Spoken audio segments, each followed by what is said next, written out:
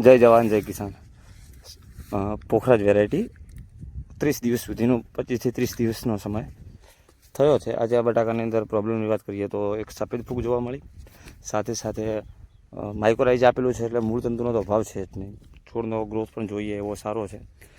અને બીજી આપણે વાત કરીએ તો સફેદ ફૂગની અંદર નિયંત્રણ માટે આપણે જોલ ગ્રુપનું કોઈ બી એક સારું ફંગીસાઇડ, જેની અંદર એઝોક્સ્ટ્રોબિન ટેબુકોનાઝોલ છે, ટેબુકોનાઝોલ સલ્ફર છે, પછી એઝોક્સ્ટ્રોબિન ડાયફેકોનાઝોલ છે. આ પણ તમે આની અંદર રિઝલ્ટ મેળવી શકો છો. જે તમે અહીંયા જોઈ શકો છો કે ફૂગના લીધે અહીંયા ડોકો આપણને સુકાઈ ગયેલો જોવા મળી રહ્યો છે. તમને કદાચ દેખાતી છે સફેદ ફૂગ.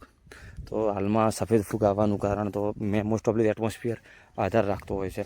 તો આવા સમયે તમારા બટાકાના પાકને બચાવવા માટે સારી કંપનીનું ફંગીસાઇડ વાપરજો અને આગોતરો સ્પ્રે સુકારા માટે 100% કરજો. આવશે તો કરવો જ પડશે, એના કરતાં પહેલાંથી જ કરી દઈએ તો નુકસાન ભોગવવાનો વારો આવે નહીં.